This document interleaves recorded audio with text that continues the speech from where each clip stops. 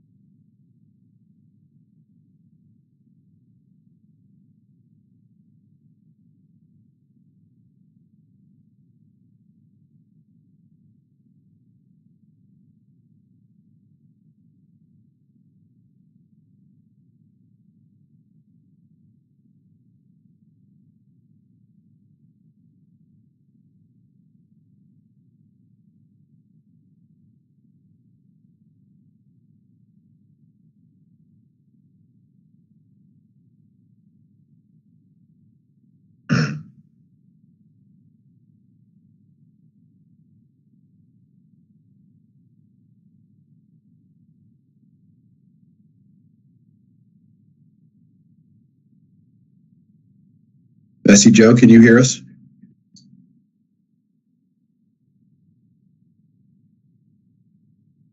She's not answering.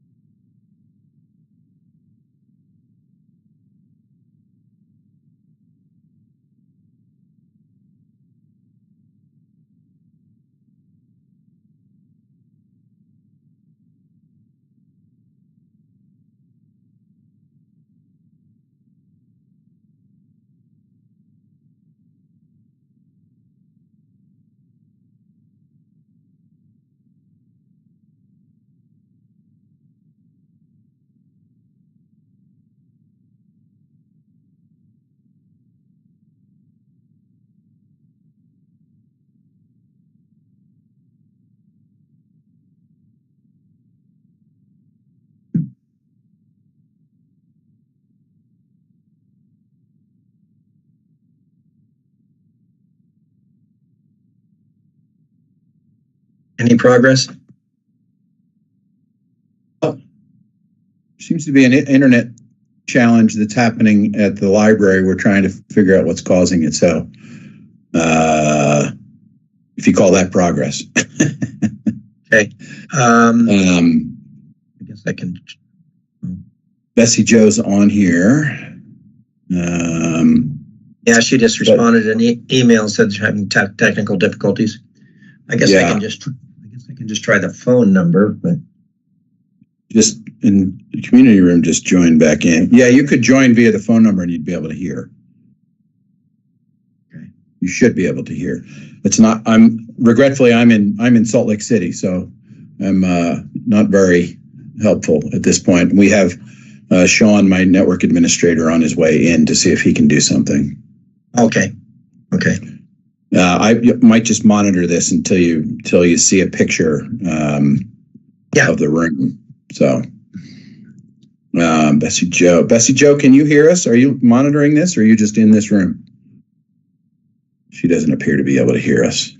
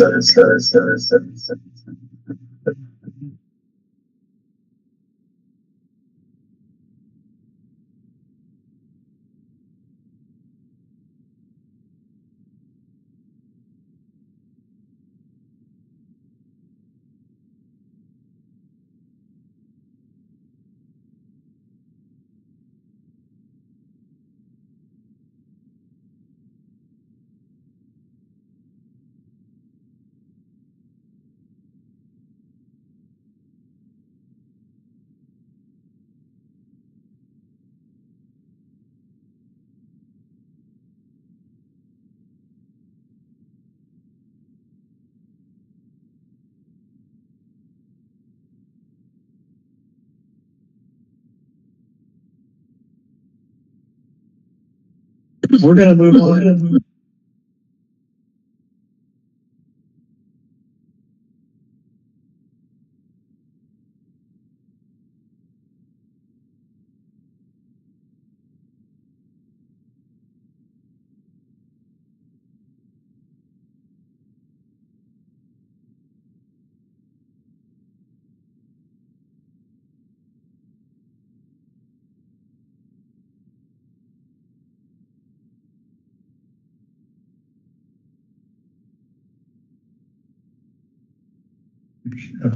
Advisory committee. Are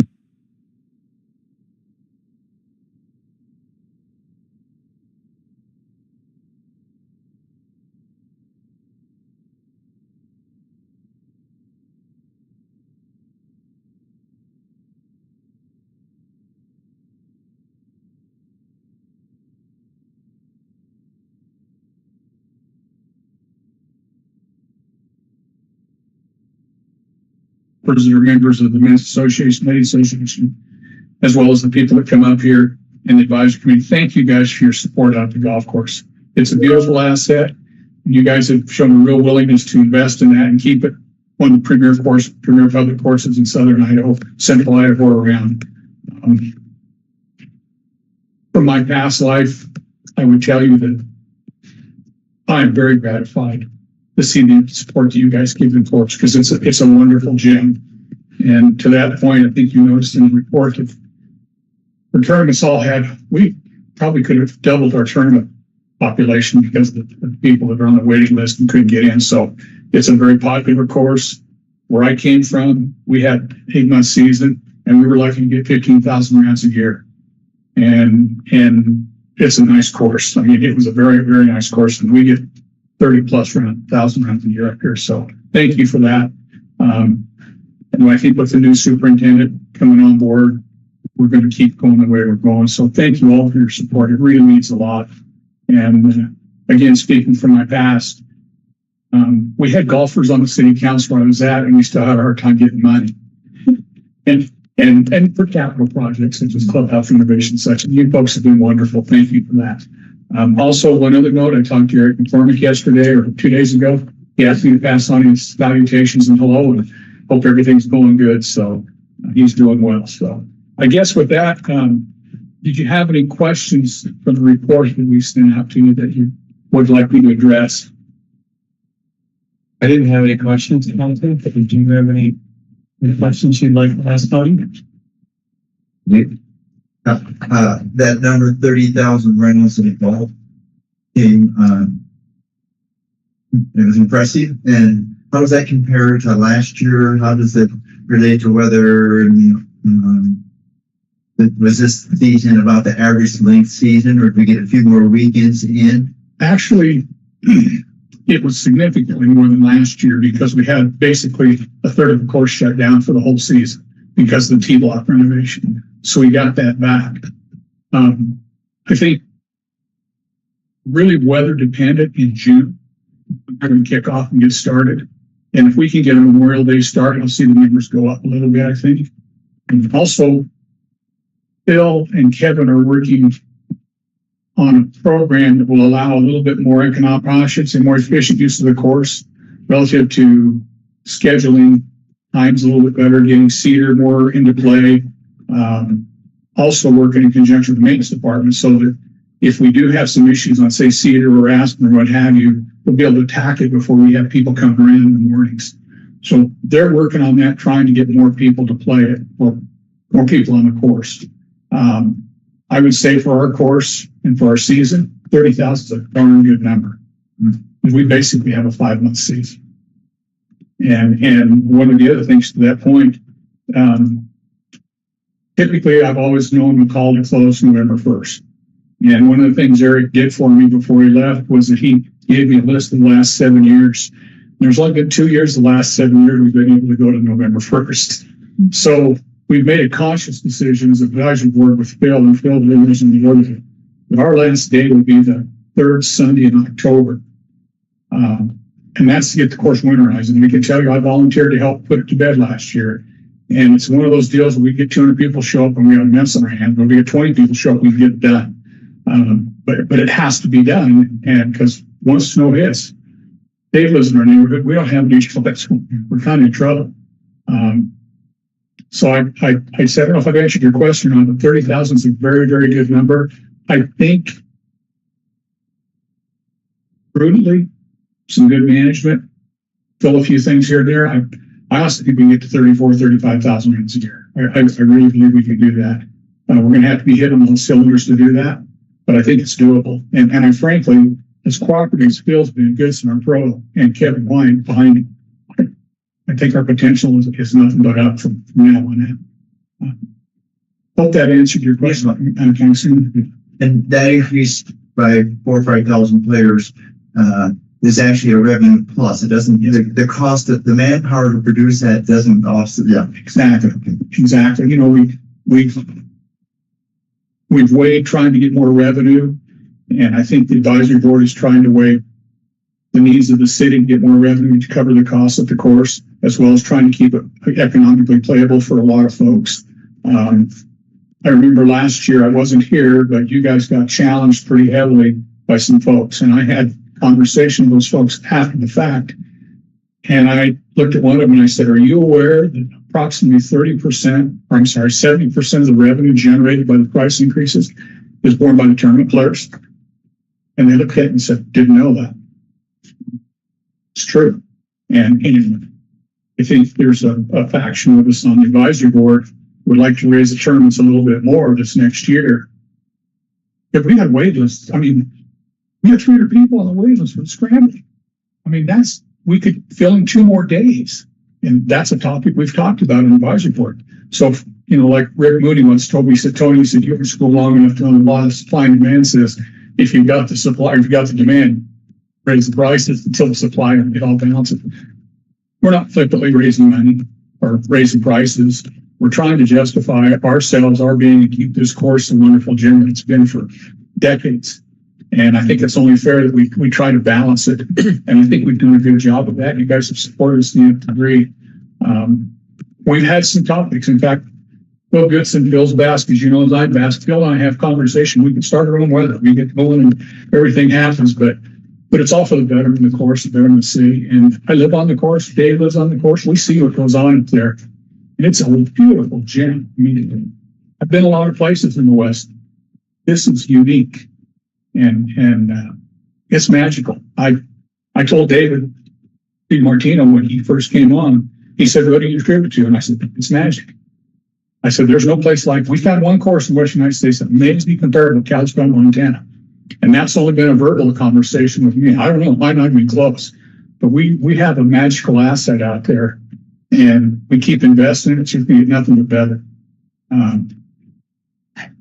And I'm proud to be a part of it and hopefully continue to make it more playable and get more people on it. Oh, one other thing that reminded me. One of the things that's happened, if you saw in the notes, was First Tee that Lynn Edwards and Kevin White were going to get First Tee, which is not the high school golfers, it's the kids golfers.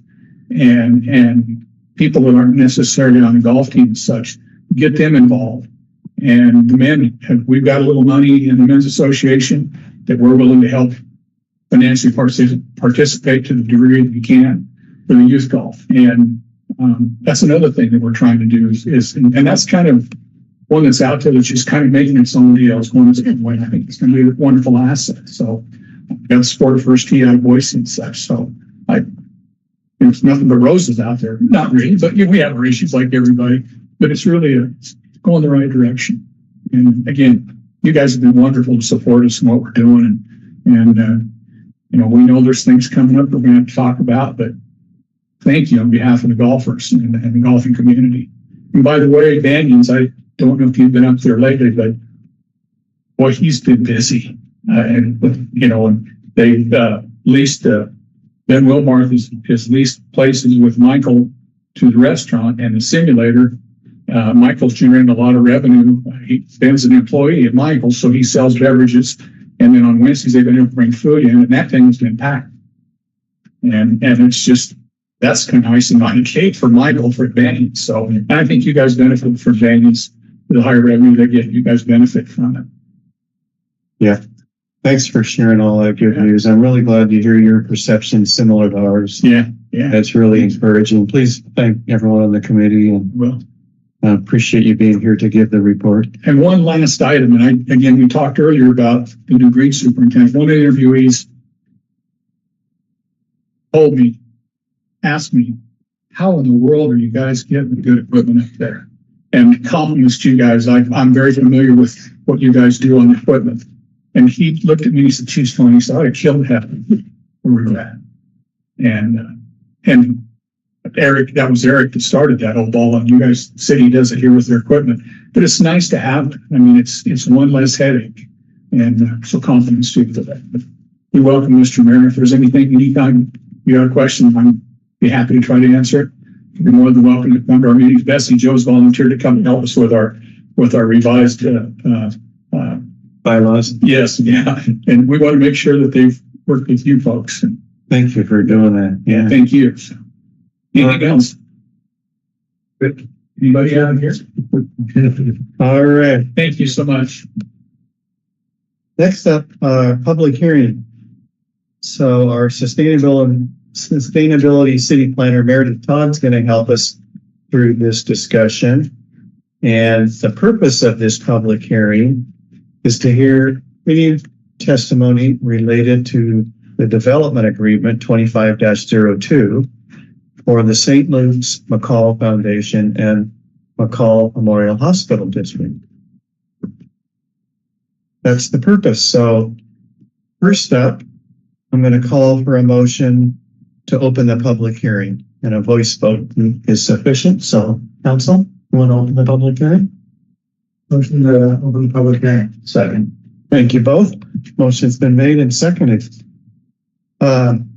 All in favor of this motion to open the public hearing, please say aye. Aye. That motion carries. We are open for public hearing. Next up is I'll need to ask Lyle and others, as I always do, if there's any conflict or ex parte contact or declarations council would like to share regarding this application. Indeed, as we discussed last time, since I'm chairman of the hospital board, that gives me a conflict of interest, and I'll sit in and join that thing about here. Thank you, Lyle. Okay. Next up, staff is going to present. Meredith, thank you. Thanks for putting everything in our packet, and we understand this will be a short discussion. We don't know how long the public hearing will go. No one signed up, but you never know. Good evening, Mayor and members of Council. Meredith Todd, City and Sustainability Planner. I have an extra recording going so that we have a transcribable record in multiple places, just in case. And then I believe we have Mr. Millman, the project representative, online via the computer of Bessie Joe and not the room as a whole, in the event that we have any questions to cover today. But in working on the findings and conclusions for the plan unit development and subdivision applications that were approved with the direction to prepare these findings and conclusions and continue working on the nuances of the associated development agreement, staff found in working with legal counsel that we need just a little bit more time to get those properly resolved based on your extensive deliberations at the last meeting. So for the purpose of tonight, we would ask you to continue the open public hearing to the date specific of April 10th, 2025, so that staff can work with the applicant and legal counsel on getting those documents reviewed for your final touch and blessing on that date in the future. You could do a quick acknowledgement to ask if there's any additional testimony that wants to be contributed tonight, because people may have taken the time out to sit with us. And you could take in that testimony and add it to the record with your open public hearing. But otherwise, we would be continuing that open public hearing so that the public noticing remains valid and we're staying within the public hearing process for the application. And with that, we'll stand for any questions. Thanks, Meredith. Any questions from council at this point? Nope. Okay. As I stated earlier, no one signed up outside on our official form to provide public hearing comments, but there's some in the audience here. Is there anyone here that intended to talk to us for 3 minutes each? Okay. And no one had signed up virtually, and we're not able to do that tonight, right? Correct. I think that if Mr. Milliman wanted to say anything, we may be able to hear him. But there isn't anybody signed up. Yeah. So, Mr. Mayor, members of the council, the recommendation from staff is to continue this to a date certain to the next council meeting. And so I'm certain that Mr. Milliman can reserve his comments until that time as attorney for the applicant. And then at that time, the actual development agreement draft would be available for review, which you don't have tonight. Thanks for that advice, Bill and Bessie Jo. So, I'll call for a motion to continue the public hearing to a date certain of April 10th, 2025. So moved. Thank you, Mike. Motion has been made and seconded to continue the public hearing to a date certain, April 10th, 2025. All in favor of this motion, please say aye. Aye. Aye. That motion carries. And thank you. Thank you. All right, next up, Kurt Wolf is going to present to us a resolution authorizing city staff and agents of the city to exercise right of eminent domain. And I believe this is for real property in Brown Park area. Correct. Again, good evening, Mayor Bob, members of the council, Kurt Wolf, Parks and Recreation Director. That is correct. This parcel of ground is adjacent to the East Lake Street right of way. This is, for the most part, a second touch. We visited this topic in December with the council, requesting staff to work with legal counsel to move this forward towards this process. This is just the first step in taking formal action on this process, as discussed in December. Again, happy to answer any questions on the particular parcel, but it's this awkward right of way where from the west edge of asphalt of East Lake Street, north of the marina, to the corner, which is technically the start of Brown Park, out to the ordinary high water mark is kind of no man's land. The original McCall's first edition, the original plat there, does not specifically define the high water mark. So in turn, IDL, the state lands, are responsible for any encroachment permits to make public improvements on that waterfront. Can't issue an encroachment permit because there's technically no littoral rights to it without going down this road. So in your packet is the record of survey that C-Section Engineering put together for us, as well as the legal description of that parcel. I think that's pretty clear in there. I had the aerial photo to share if need be, but I don't know if I can actually share it this evening. But again, happy to answer any questions, but this is a request to continue moving forward down this path in this process. Thanks, Kurt. Thanks for that introduction. And in our packet, we also have, after all the questions have been answered, there is a recommended action to approve Resolution 2507, and that resolution is also in your packet. There's no edits that you are bringing in. That's all the same as we had in our packet. It is the resolution. So let me ask council if you have any questions. I'm good to go with it. Everyone good? Okay. Then I'll call for a motion to approve resolution number 25-07 as is written in the recommended action of our packet. Move we approve resolution number 25-07, authorizing necessary city staff and agents of the city to exercise the city's right of eminent domain for additional real property for public use and any and all necessary actions related thereto, and authorize the mayor to sign all the certificates. Thank you, Mike. Second. Thanks, Lyle. Okay, motion has been made and seconded. May I have a roll call vote on this motion? Councilmember Machesik, Yes. Councilmember Nelson, Yes. Mayor Giles, Yes. Councilmember Nielsen, Yes. Thank you, council. That motion carries. And Kurt, you're up next on our revised sublease agreement for our historical property, Central Idaho Historical Museum site for the bunkhouse. Oh, we skipped the children's garden. Oh, I'm sorry. Kurt's got three things in a row. Let's go to the children's garden. We'll stay on track in the correct order. Thanks, Bessie Jo. Yeah, you bet. So this is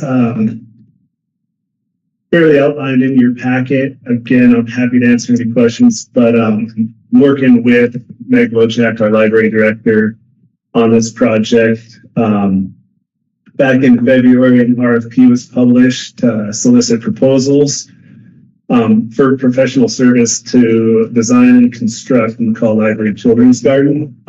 This project is right outside this room, adjacent to the library, this room in the public pathway. It was part of the original library project plans, but removed to save costs on that project. The McCall Library Foundation has committed a significant amount of funds, as outlined in your packet, to get this project implemented.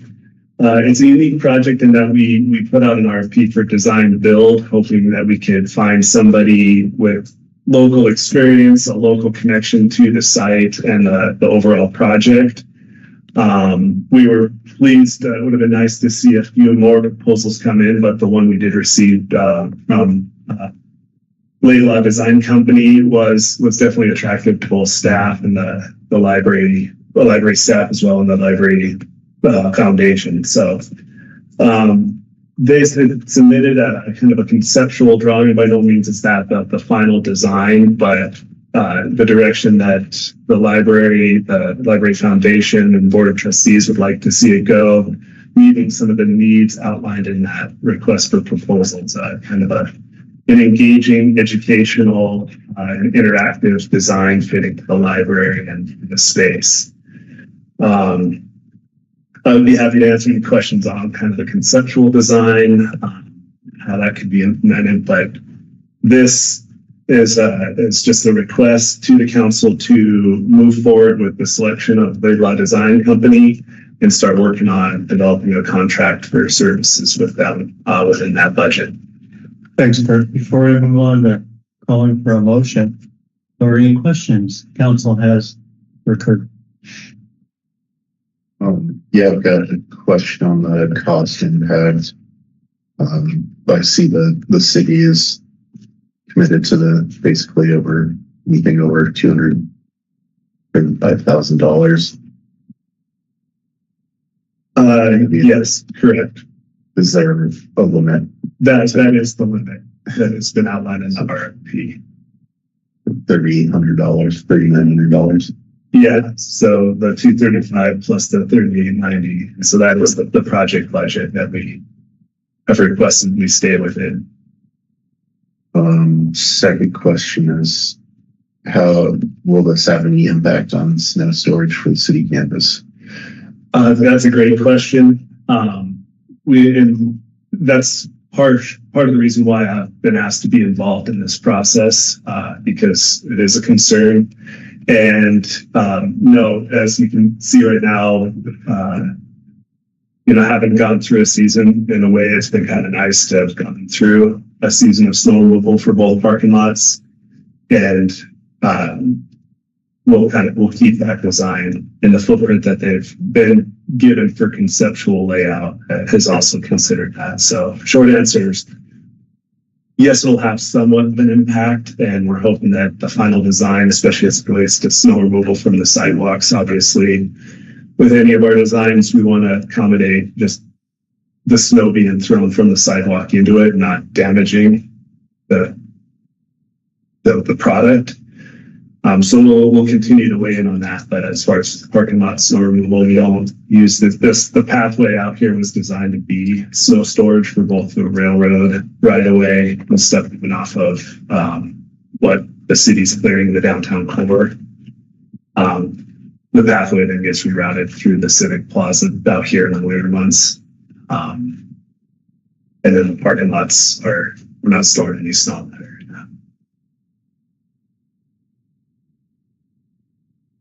All right. I will call for a motion to select for the selection of Laidlaw Design Company. Move we approve the selection of Laidlaw Design Company for design build services of the library children's garden project and authorize staff to proceed with preparing the contract to be presented to council in April 2025.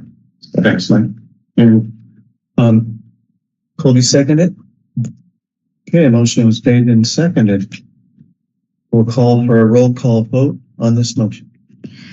Councilmember Machesik? Yeah. Councilmember Nielsen? Mayor Giles? Yes. Councilmember Nelson? Yes.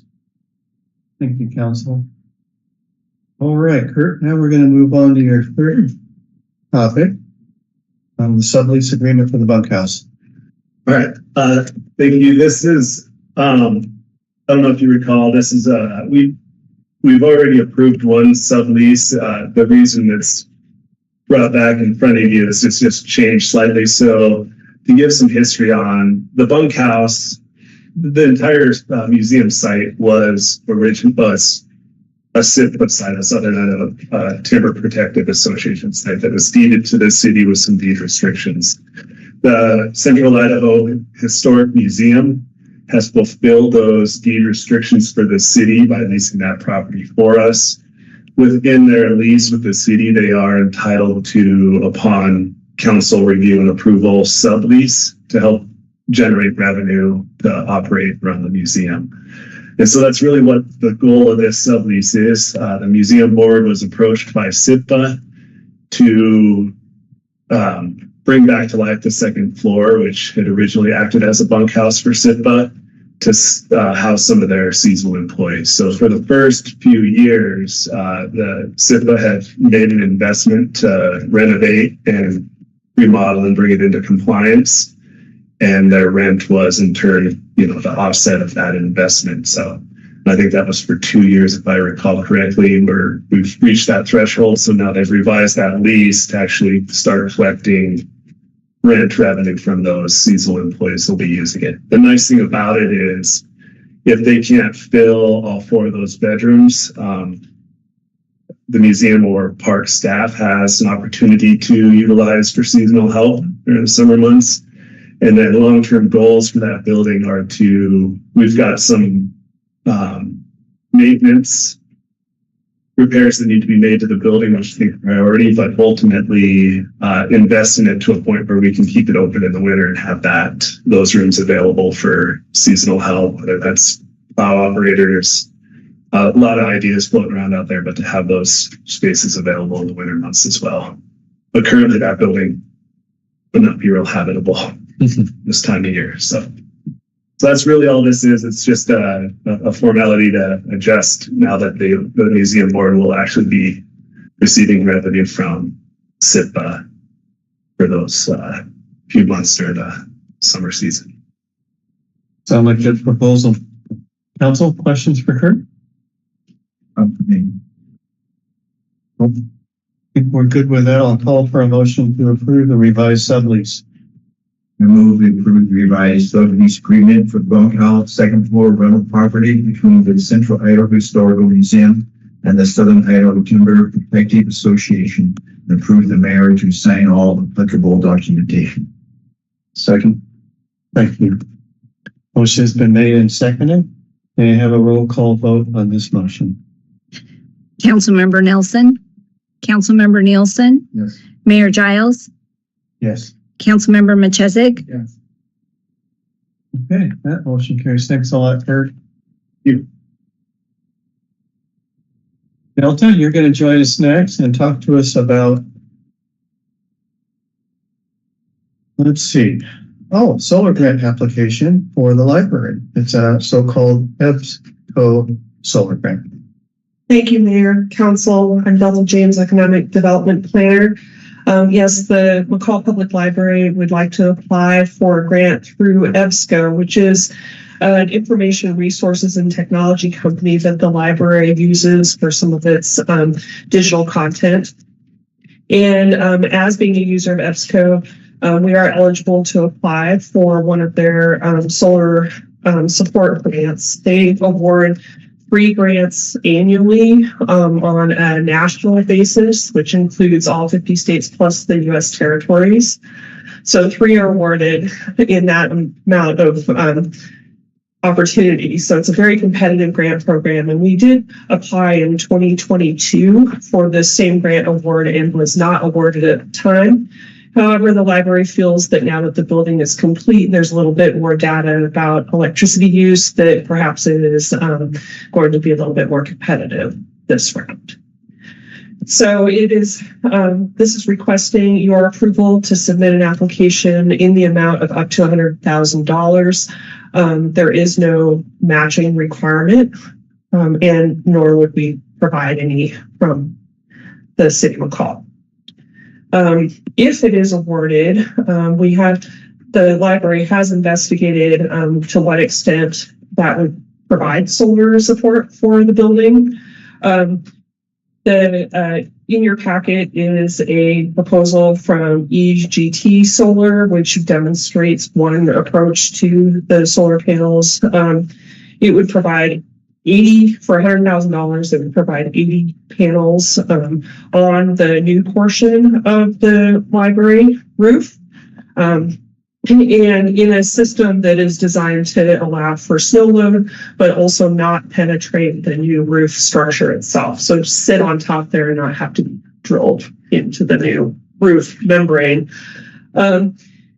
In total, if 80 panels are installed, it would generate 33 kilowatts, which could offset the energy use of approximately 60 to 70%, based on initial usage data collected upon the building's opening in November.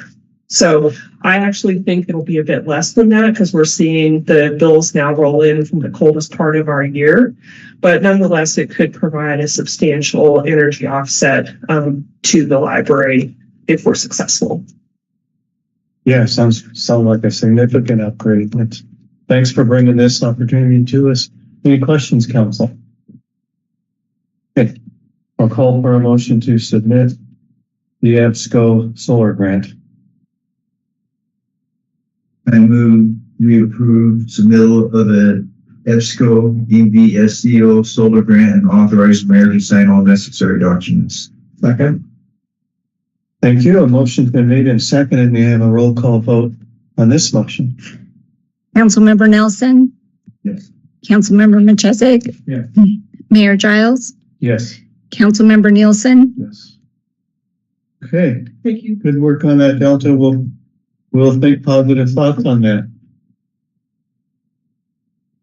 Next up, Bessie Jo Wagner is going to talk to us, the city clerk, about a proclamation for Military Caregivers Day. Mayor, Council, as you see in your packet, that we received a request for a Hidden Heroes proclamation. I did some research when I first looked at this. I thought it was just a proclamation, but it was more of a resolution, and it committed the city to doing certain things and after talking with Forrest, that we just didn't really feel that we had the staffing capacity to do the things that they were requesting. So I did put that part of their proclamation in the packet for you to review. I also did some research and went on their website, and they had multiple proclamations that were just the proclamation part of their request and did not have the part that obligates the city to certain activities. So in your packet for your consideration is a proclamation that shows the council's support of the military giver. And I also spoke with the gal that requested this, and she said that there are multiple cities that just do the proclamation, and they're very thankful to have that. They did say that the county was doing the resolution part of it, and so that they were dedicating staff to this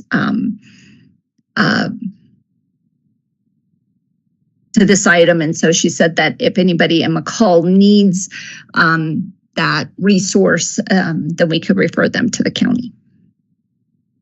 Bessie Joe, just so I'm clear on the two options, we've got so that our agenda, the way it was printed out, first page is the agenda bill. Second page is it has the words DAR on the top.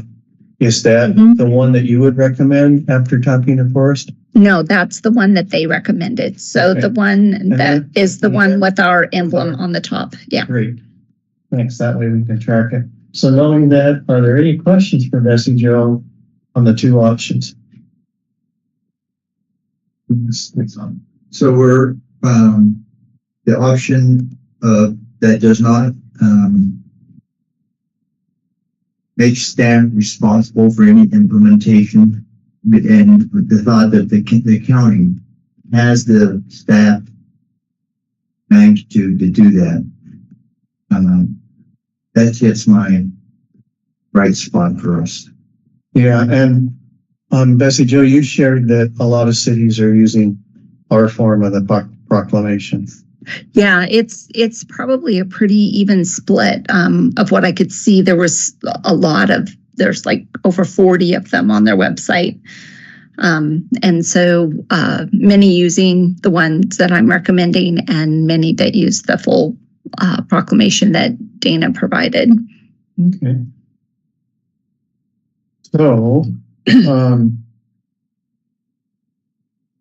if we read the language in the recommended action, will you know which one we want? Mhm. Okay. Is council ready to make that motion?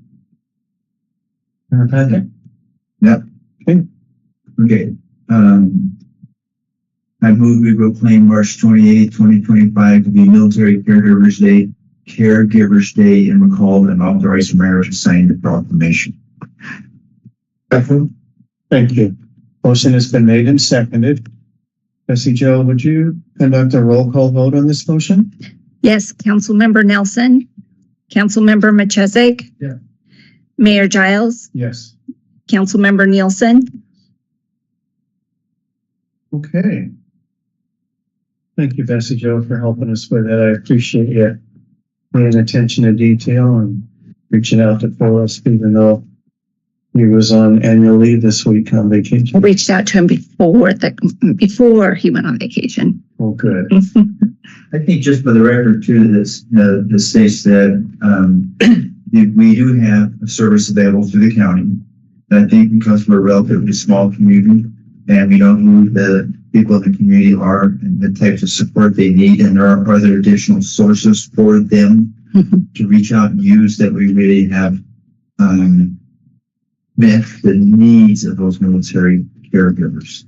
So we're not scurrying anything.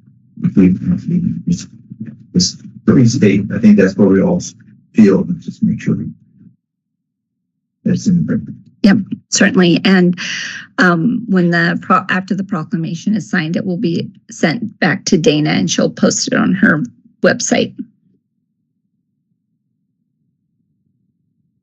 All Thank you very much. Our next topic is a fun one, and we are really, we're really excited about this presentation that Bessie Jo is going to give us. And it has to do with our finance director and actually approving the recommendation or confirmation of the appointment that was made by the city manager and staff. Yes, Mayor, Council, Bessie Jo Wagner, City Clerk. I am very pleased to announce that Forrest made his selection for our finance director, Randy Curious, and Randy is here with us this evening.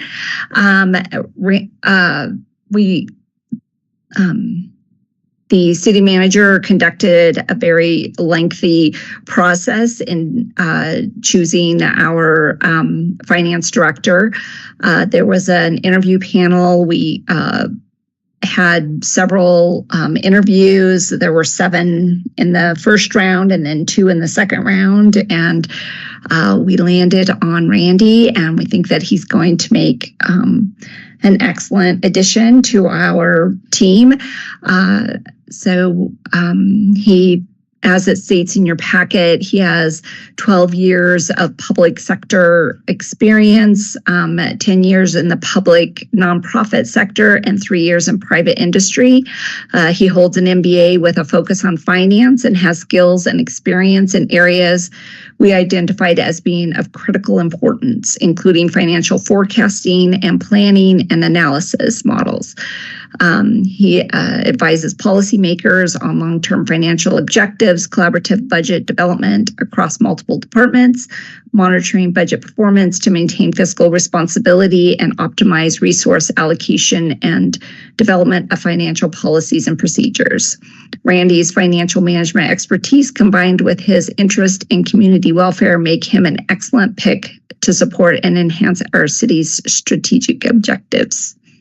Thanks, Bessie Jo. Randy, thanks for being here. And I know council and our city staff always appreciate it when someone is local, meaning like they're knowledgeable about Valley County, knowledgeable about the 3 cities and the things that we do that are unique here. So thank you. Council, any questions before I call for a motion to confirm? But I would just like to mention that I think Forrest made a great choice. I've worked with Randy. I think both the expertise and commitment to service and the commitment to excellence are to serve the city really well. It's more than just a job. Thanks, Lyle. So, I'm going to call for a motion to confirm the city manager's appointment of Randy Curious as the City of McCall Finance Director effective March 31st, 2025. Okay, I move we confirm the city manager's appointment of Randy Curious as the City of McCall Finance Director effective March 31st, 2025. Second. Thank you. Motion has been made and seconded. May I have a roll call vote on this motion to confirm? Councilmember Nelson, Yes. Councilmember Nielsen, Mayor Giles, Yes. Councilmember Machezik. Yes. Yay! Randy, welcome. We all of us look forward to hearing from you in the future, and welcome. Great. Appreciate this honor. Great. We're next going to move on to, we're going to go back to the Kurt Wolf presentation on Parks and Rec Advisory Committee member. We have an opportunity to appoint 2 people. I think that's the last thing. That's okay. I always like hearing from you, Kurt. Yeah. Again, Kurt Wolf, Parks and Recreation Director. So we had 2 members of our Parks and Rec Advisory Committee. Their terms had expired. They've been on for numerous terms, felt it was time to pass the torch. Both Donna Bush and Paul Christensen had served numerous terms with the committee. It was hard to see them go because they've been great to have, great community representation on the committee, reflecting different, dynamics throughout the community. So, but that said, after advertising for those openings, we had 2 candidates submit letters of interest, actually 3, one came in a little later, but fortunately, we'll be back up here next month because we've got another member whose term expires, and we'll see if we get a few others. But again, all 3 letters looked fantastic. Both staff reviewed as well as the Parks and Rec Advisory Committee have reviewed and unanimously recommend appointing both Sharon Frederick and Jennifer Sizemore to the committee. So their letters of interest. I think Jennifer also provided a resume and a few other documents in there that I attached to that packet. So are either Sharon or Jennifer here tonight? I don't believe so. Okay. So they All right. Spring break. Town is pretty empty. I get it. But I will say, it's nice to see, it's a commitment, especially a working family. So we aren't always fortunate to have somebody on the committee with kids in the programs. And so it's really refreshing to see Jennifer's got 2 young kids in the community. And so that's definitely a nice benefit to have in a committee member. Usually we've got people that are very passionate about it, but have the time because they're typically retired or their kids have moved on, but they're still passionate about everything we do. So this is good to see. Everyone good to go? Make that motion? Mm-hmm. Okay, I'll call for the motion to appoint Sharon and Jennifer. I move we approve the appointment of Sharon Frederick and Jennifer Sizemore to 3-year terms on the Parks and Recreation Advisory Committee for terms expiring in April 2028, and authorize the mayor to sign all necessary documents. Second. Thank you. A motion's been made and seconded to approve those appointments. May I have a roll call vote, please? Councilmember Nelson, Councilmember Machezik, Yes. Mayor Giles, Yes. Councilmember Nielsen. Yes. Thank you, council. Thank you, Kurt. It's always nice to have people step up that you and the committee feel really comfortable about. All right. Thank you. I'll pass that on. So Delta's going to join us and we're going to talk about the McCall Historic Committee. They have an opportunity to appoint a very well qualified person. Thank you, Mayor, Council. I'm Delta James Economic Development Planner. And I have the privilege of being the staff liaison to the McCall Historic Preservation Commission.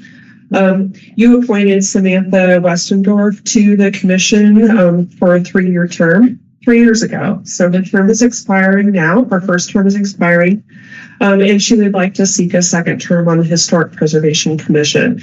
She's extraordinarily qualified. She served as an archaeologist for the Fayette National Forest. She has a degree in anthropology, and she served as the Historic Preservation Commission chair for the last 2 years. So you've met her during the annual reporting time. An updated letter of interest and a resume is in your packet for your review. But the commission unanimously recommends that Samantha be reappointed for a second 3-year term. Any questions? No. We appoint Samantha Westendorf to the McCall Historical Preservation Commission for a second 3-year term expiring March 2028. Second. Thanks, Colby. Thanks, Mike. Motion has been made and seconded. May I please have a roll call vote on this motion? Councilmember Nielsen, Yes. Councilmember Machezik, Yeah. Mayor Giles, Yes. Councilmember Nelson.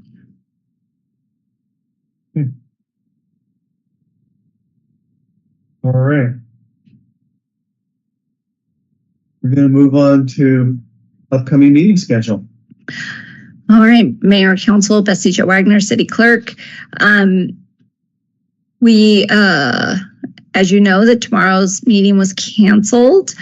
I don't think there's anything really new on here. We have the Area of Impact work session on April 17th. And then I see that there's a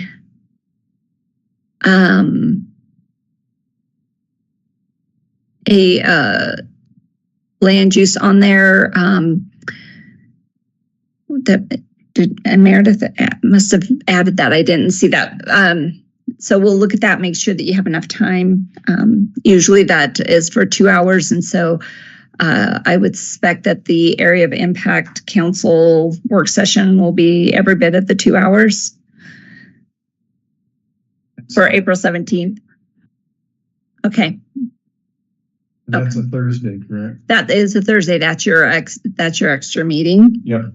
Okay, thanks. And then just as a reminder, April 22nd is the annual volunteer event at Banyan's at 5:00.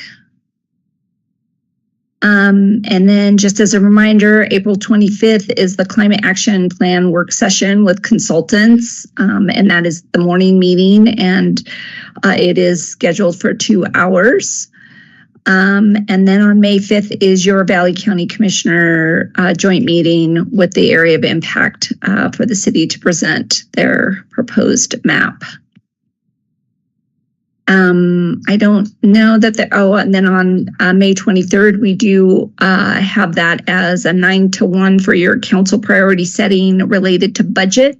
And we do have that scheduled in the Hirschberger room. So it's more of a roundtable type of setting. And just as a reminder, June 18th through the 20th is the AIC annual conference. If any of you would like to go, please let me know and I can get you scheduled. And that's all that is most important.